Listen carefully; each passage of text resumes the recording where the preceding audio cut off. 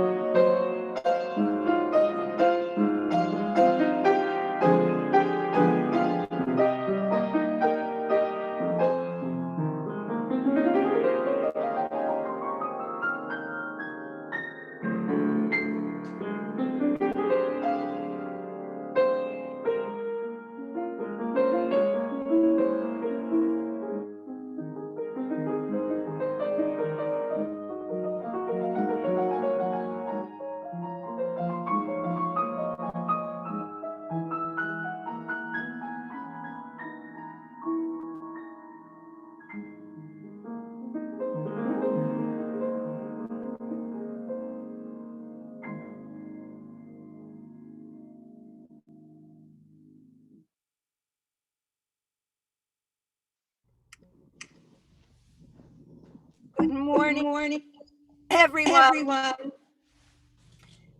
The reason you are not seeing me this morning is that the internet, after a large storm on Friday night, has been out in not only my home, but the entire town of Craftsbury, where I live. And so I've had to travel some 20 miles to find a library, which is closed, but they keep their internet on so that those of us who are many in this rural area who don't have internet, often a lot of people here don't have internet at all, ever.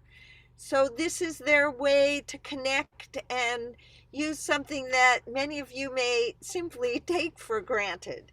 So I am very grateful to the Judavine Library in Hardwick, Vermont this morning that is allowing me to come to you. We don't know for how long. I may get knocked off. It's not a great connection. And so I hope we will all just do the best we can to enjoy our Sabbath time as it comes to us this morning.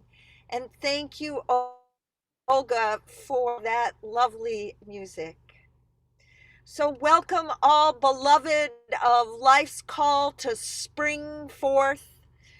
We who are slowly emerging from our nests of winter and pandemic hibernation, stretching one small piece of self at a time into the new atmosphere of this spring, this possibility to view the damage done by winter storms and cast our wonder and awe toward the stalwart, sturdy, and faithful life that greens into life amidst the decay.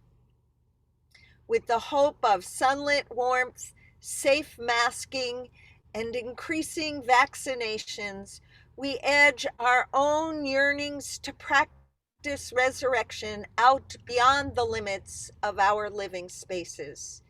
Each week, we gather virtually at the edge of the river of life and enter into the gift of this Sabbath and holy as they have touched our lives. This morning, Audrey Cracky Lambert will light our chalice. If you have a chalice or candle with you this morning, take this moment to light it or prepare to light it with Audrey when she lights one for all of us.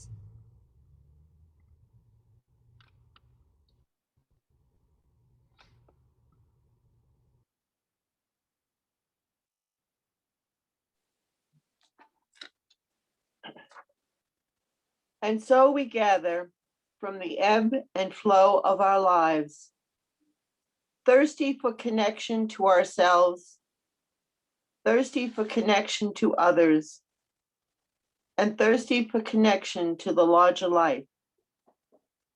As we light this chalice, may all who gather here be filled with joy and hope, filled with compassion and love. Here may we be filled so that we may pour ourselves out into the world.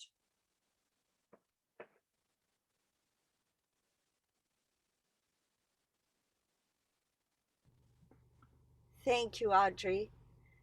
Just imagine a larger than life chalice filled with the sprinkling waters of compassion, joy, hope, and love being poured over all the world.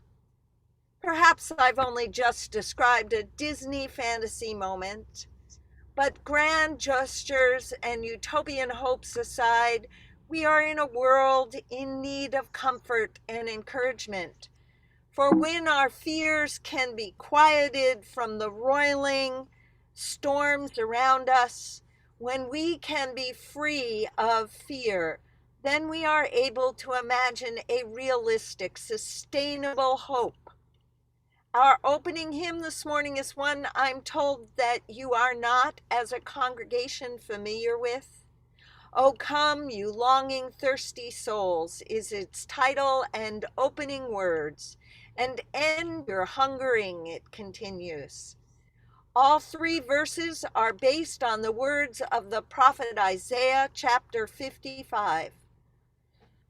The hymn words come from words of comfort that the writers of Isaiah offer after many chapters of prophetic words of discomfort, i.e., all the bad things that will happen or have happened already. This comfort is offered as a lure, an enticement to this large community of Israelites now displaced and yearning to return to their homeland as one community. The lure is the hope of their recommitment to re-covenant with one another and their understanding of God. This prophetic voice offers words of comfort, reminding their listeners of the good that comes when we are faithful to capital L love. There is a single verse which to my ear has always captured in words a pictorial description of joy and well-being and spring. For you shall go out in joy and be led back in peace.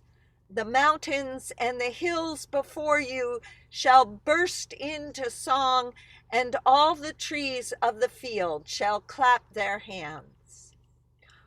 Olga will teach us this song by playing it through once, and then we may all join in muted, online, loudly at home, with Olga and the words printed on the screen.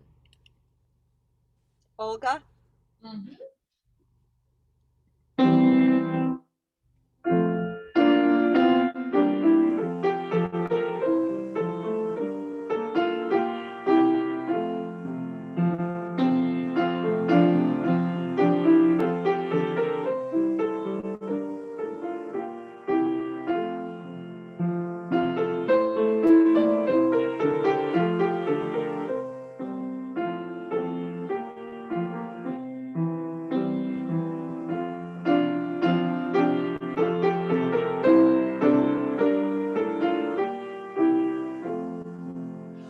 Oh, come you longing, thirsty souls, drink freely from the spring.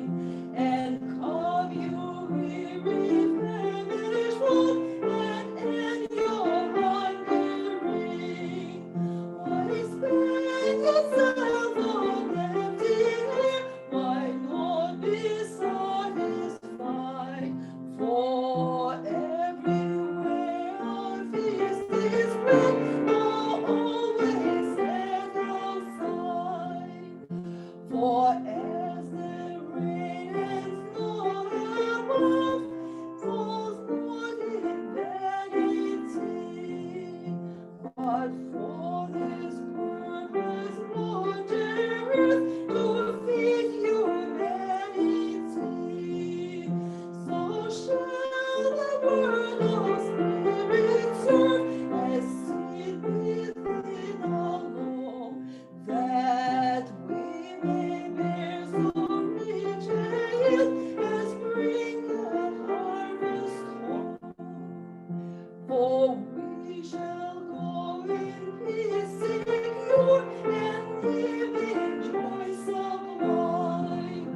The hills outside will burst with song, and trees will clap in time. No more shall thorn and nettles grow, the bay tree and the pine shall sign for us eternal name that makes the world a shrine.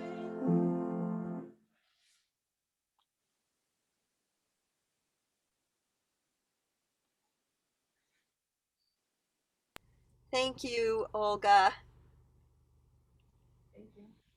Our souls are always thirsty, thirsty for stories. And this morning, Deborah offers us again a short story about stories for the generations.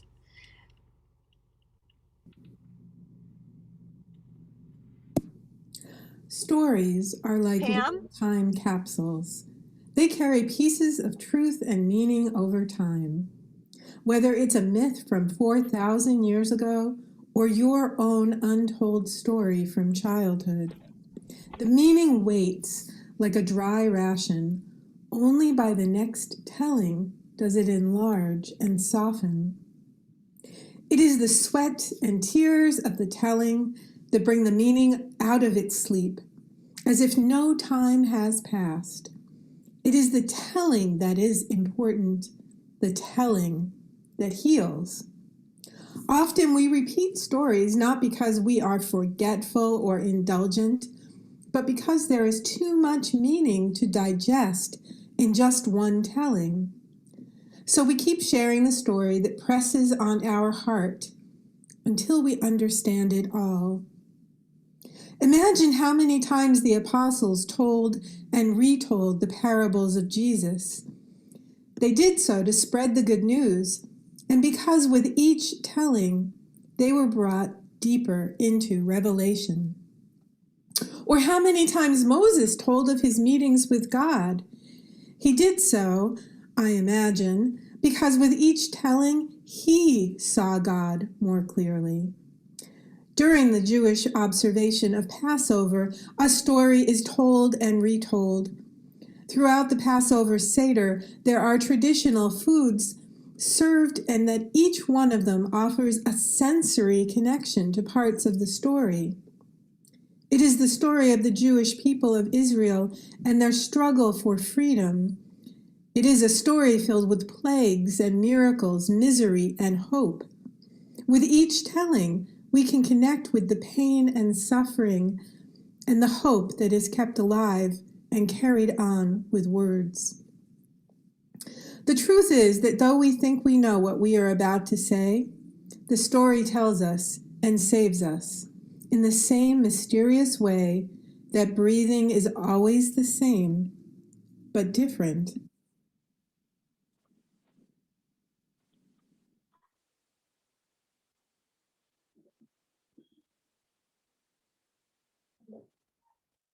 Reverend Abigail, you're on mute. Oh,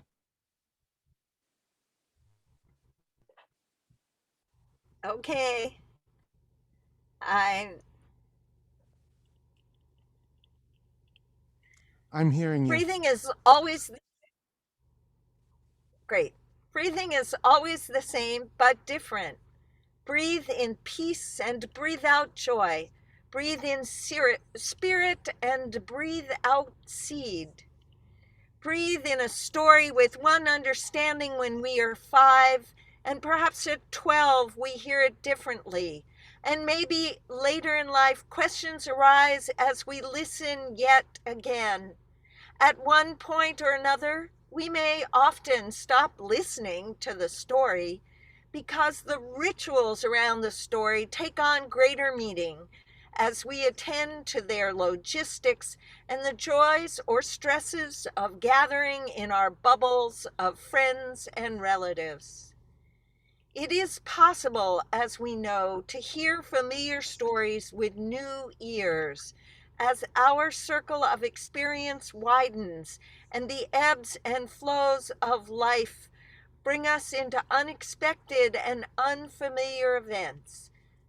Deaths and losses often prompt us to bring a new set of ears, as has this pandemic time for many.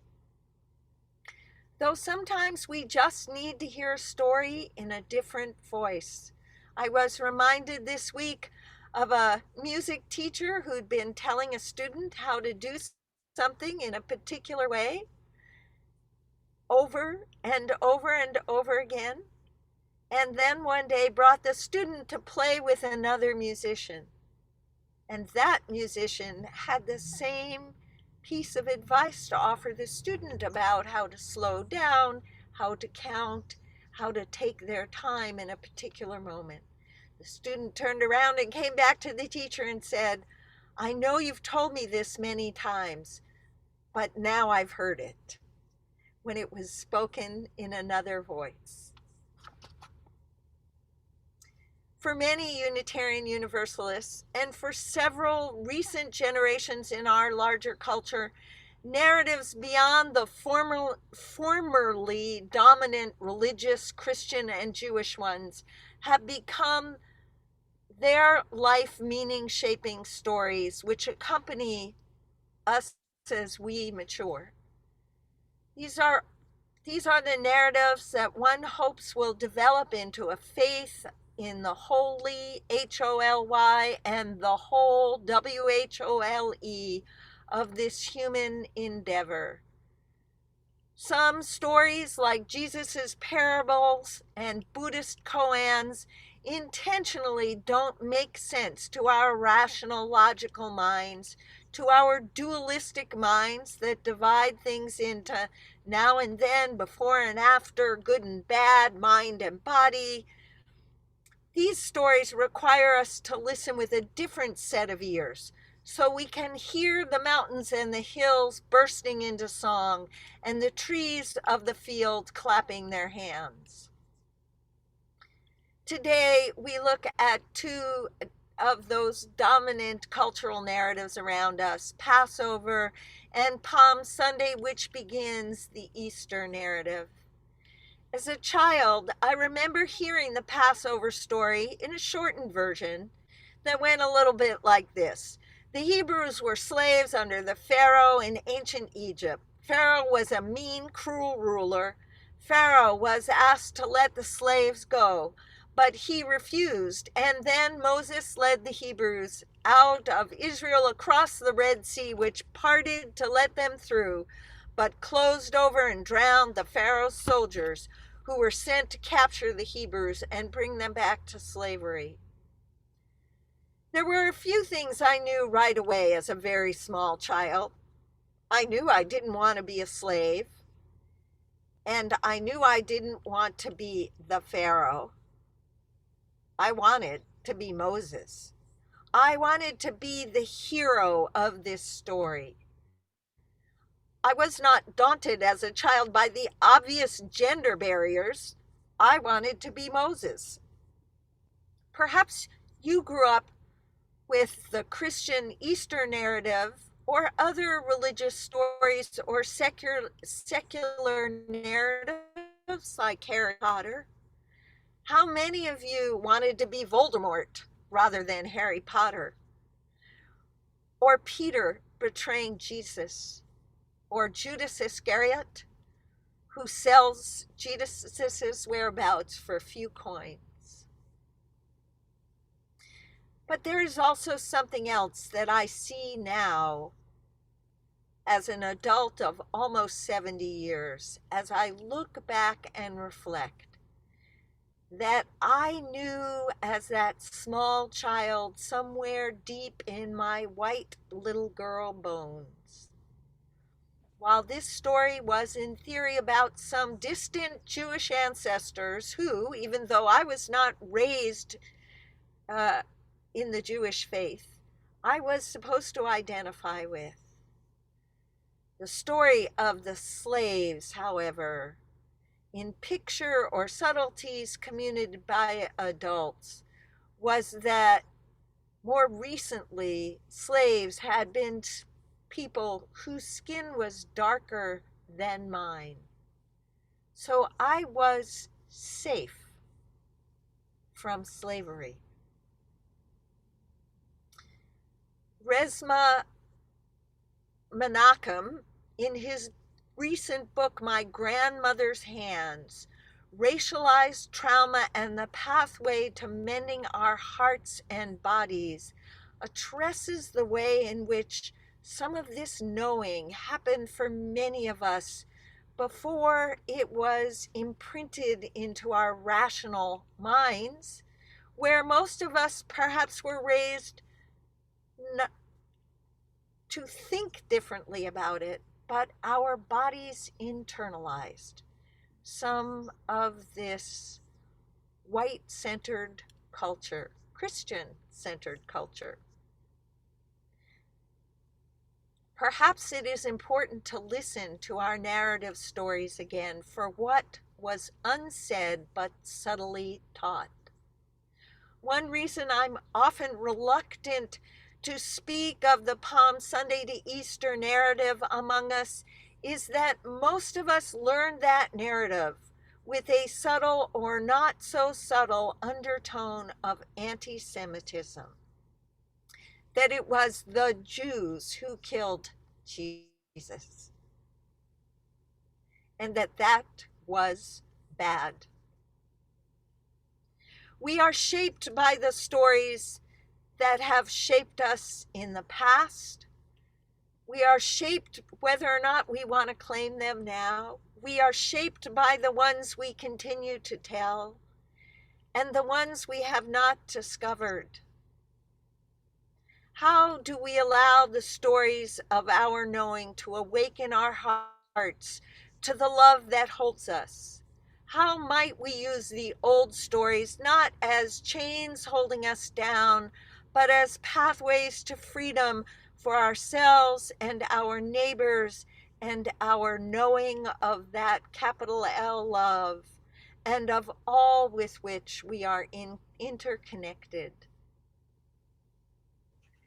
Thankful for the blessing of being together in community, we hold all these joys, sorrows, and concerns in our hearts, singing together, draw the circle wide.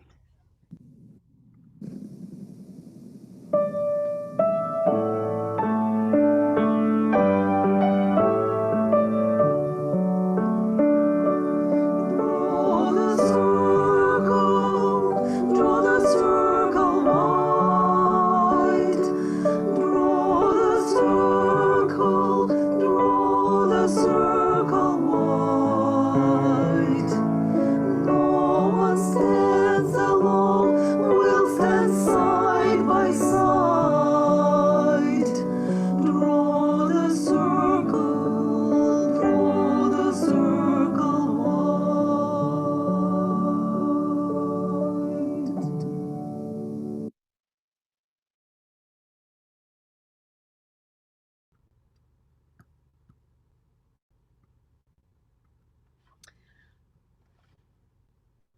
I invite you all to take a moment to ground and center yourselves with some deep breaths. In this time of prayer this morning, I'd like to offer you a blessing with the words of John O'Donohue, and a blessing for freedom.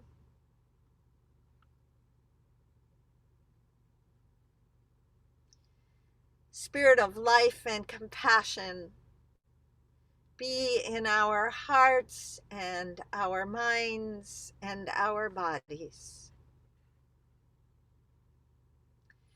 As a bird soars high in the free holding of the wind, clear of the certainty of ground, opening the imagination of wings into the grace of emptiness to fulfill new voyagings, may your life awaken to the call of its freedom. As the ocean absolves itself of the expectation of land, approaching only in the form of waves that fill and pleat and fall with such gradual elegance as to make of the limit a sonorous threshold, whose music echoes back along the give and strain of memory. Thus may your heart know the patience that can draw infinity from limitation. As the embrace of the earth welcomes all we call death, taking deep into itself the tight solitude of a seed, allowing it time to shed the grip of former form and give way to a deeper generosity that will one day send it forth, a tree into springtime. May all that holds you fall from its hungry ledge into the fecund surge of your hearts.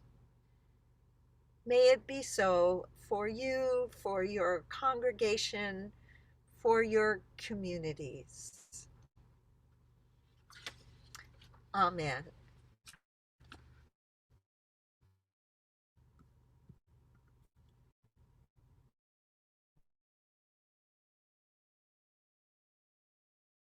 For Dennis, this would be the moment for our anthem.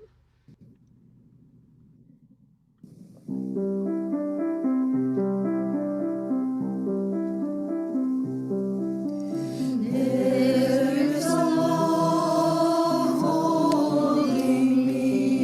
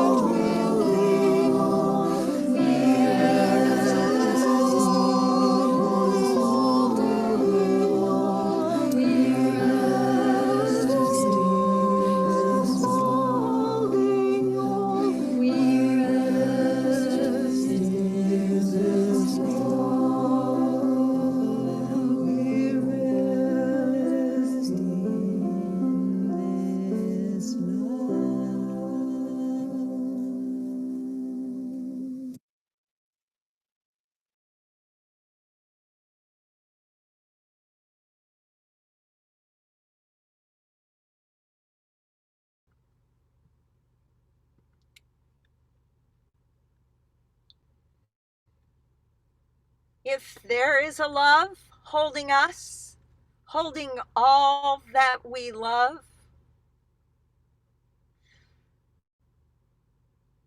we need to find the ways to hear that love in our stories. We all know that we can tell ourselves stories and narratives in a way that keeps us stuck and small and doesn't allow us to open up into the freedom and fullness of a love holding us all.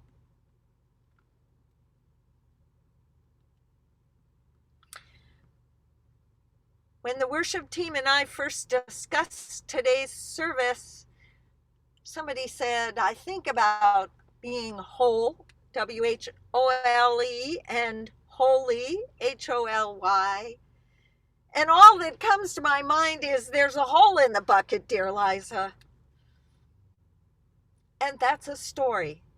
That's a narrative story from my childhood. Perhaps you also knew it. There's a hole in the bucket, dear Liza, there's a hole in the bucket, dear Liza, hole. The story, the song, if you've never learned it, is about Liza telling Henry, who responds to the fact that there's telling Henry, who's singing this song in the first verse, how to fix the hole in the bucket.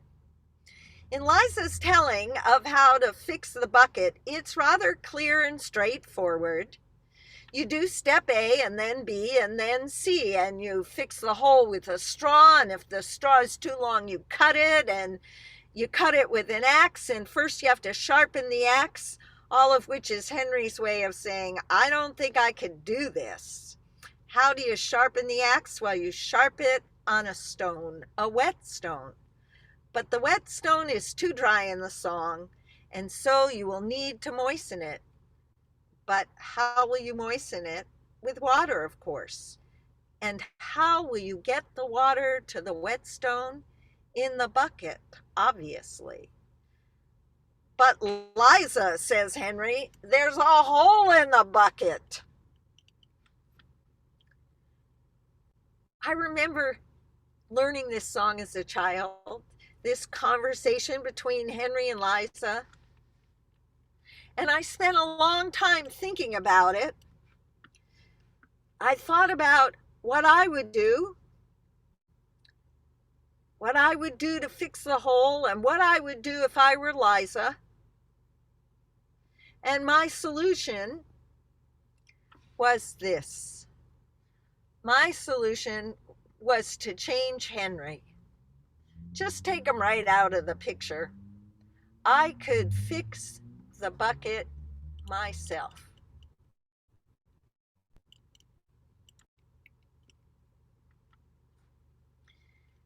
Perhaps we've all felt like that at a time, and I'm going to ask you all for a moment of necessary online moving papers.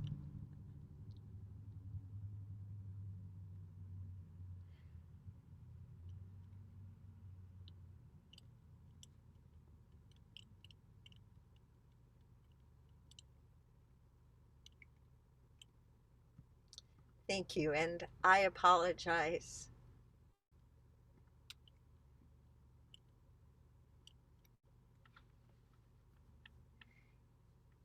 It's an age-old narrative of wanting to change the players in hope that the story will be different.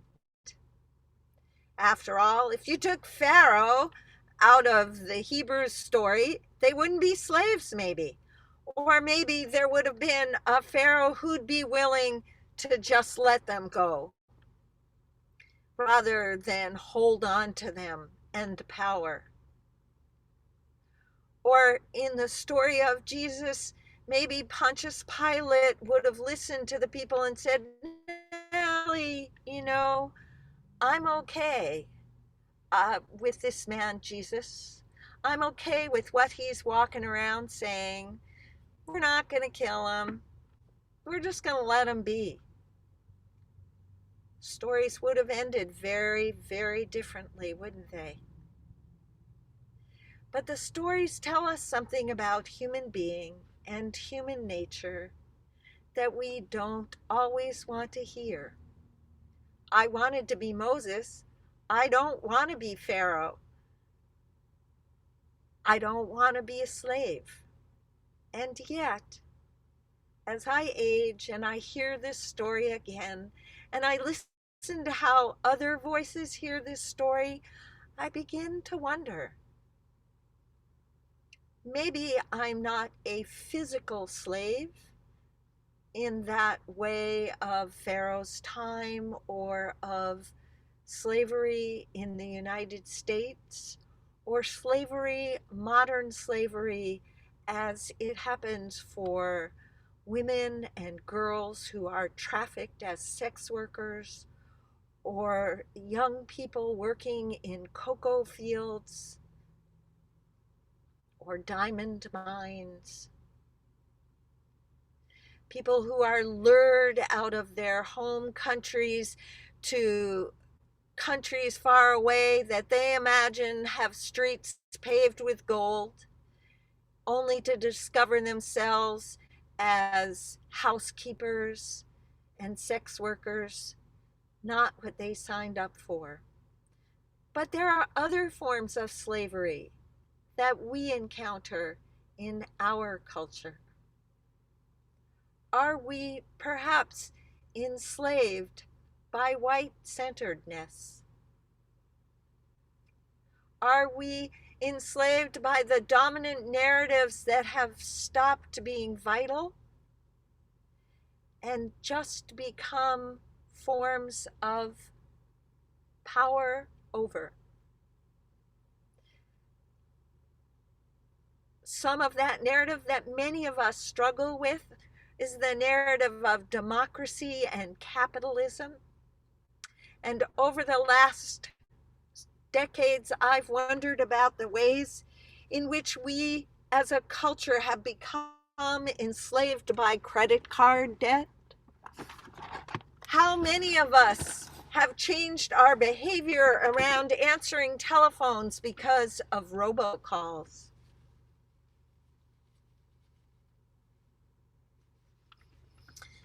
It's important to tell the stories so that we hear the new layers and colors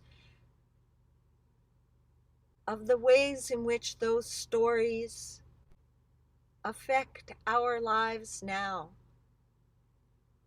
I don't want to be Pharaoh, but when have I in my life spent time having power over with things for other people, be it something as simple as love or friendship or goodwill?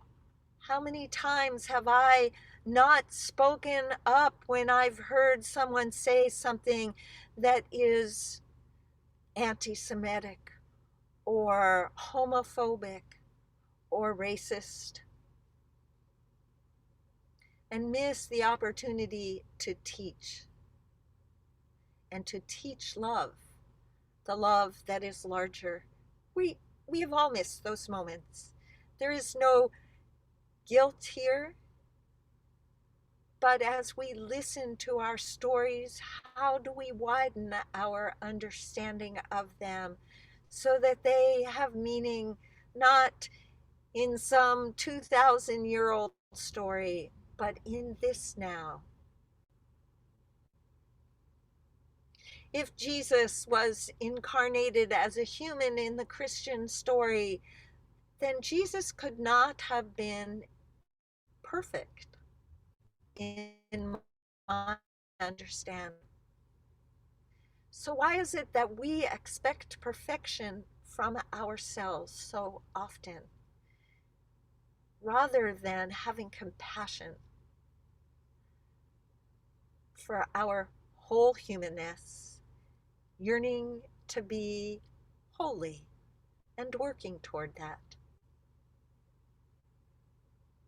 These are age-old narratives, and the Jewish and Christian narratives that come up in this week when it is both Passover and Palm Sunday are cautionary and redemptive. Passover, the Jewish celebration of freedom and retelling the story of the Hebrews' release from slavery, is one.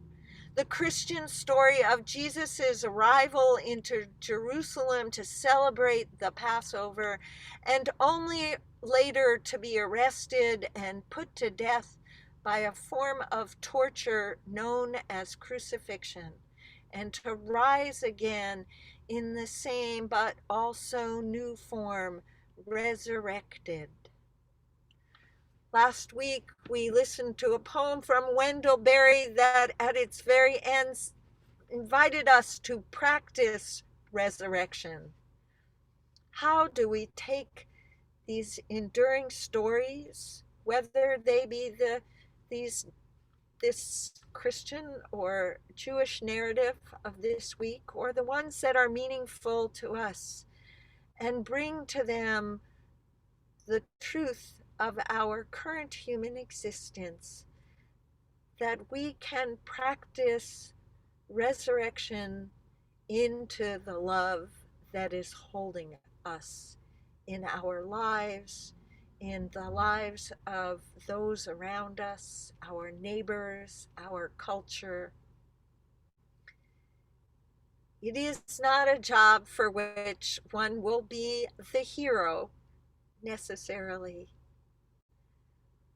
but small gestures have large consequences, multiplied over the ages.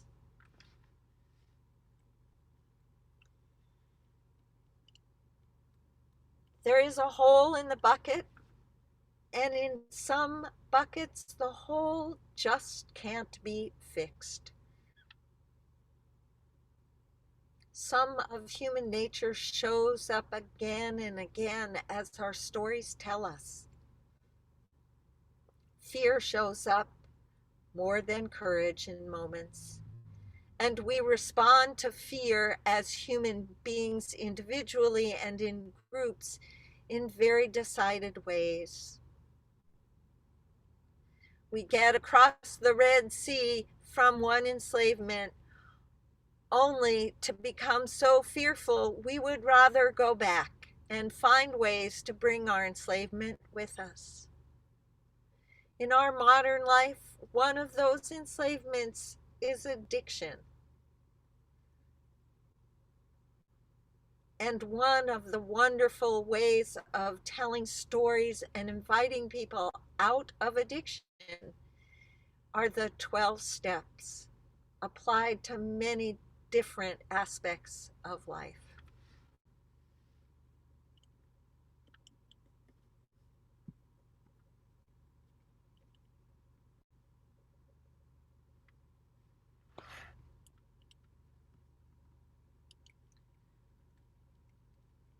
It's valuable for us to look at our stories, learning for ourselves and for our congregations. When have we been the Pharaoh? When and where and how have we been the slave? And also, when have we been the Moses?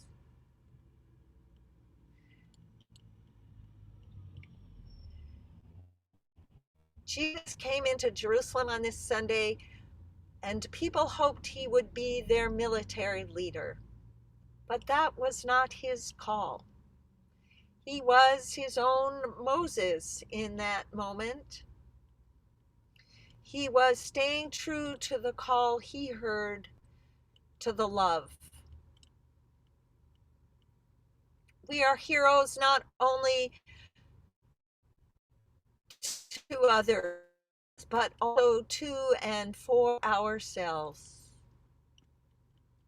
When have we been Peter? When have we been Judas? When have we been Mary? When have we been the soldiers, and when have we carried crosses?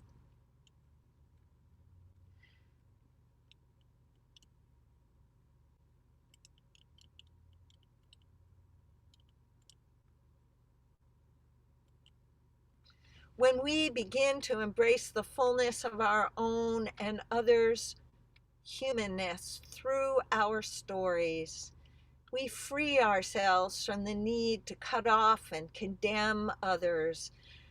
And instead, we widen our circle of understanding and the circle of love. This freedom to widen our compassion and our openness is the freedom from the slavery of fear and of anxieties that keep us stuck in one place. We join Olga in singing our closing hymn, Bring Out the Festal Bread. That we celebrate the freedom that we have to grow in understanding the stories that shape our lives and our sense of meaning that we tell ourselves and each other. Bring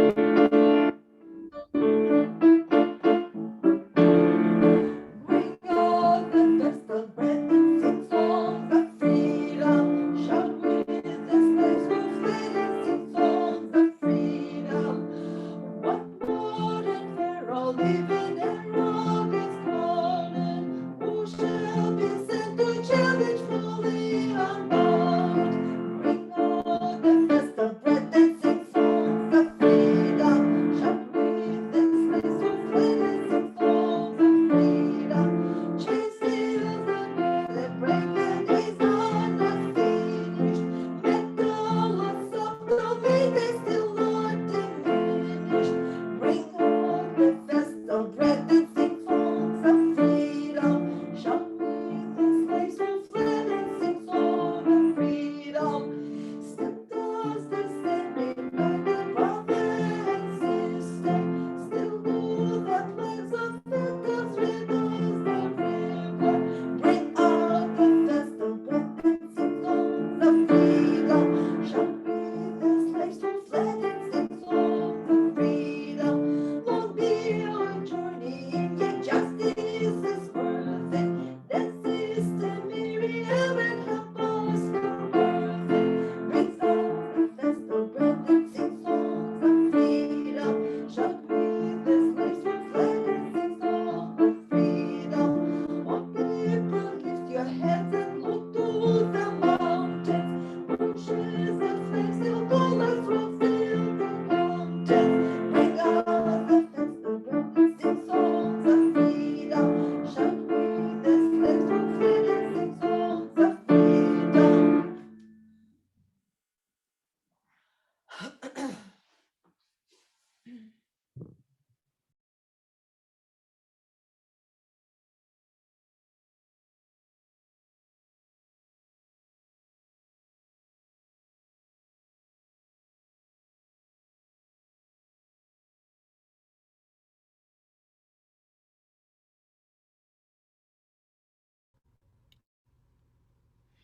We look with uncertainty beyond the old choices for clear-cut answers, writes Anne Hillman, whose closing words began our time together, to a softer, more permeable aliveness, which is every moment at the brink of death. For something new is born in us if we but let it. We stand at a new doorway, awaiting that which comes, daring to be human creatures, vulnerable to the beauty of existence, learning to love. And as Isaiah reminds us,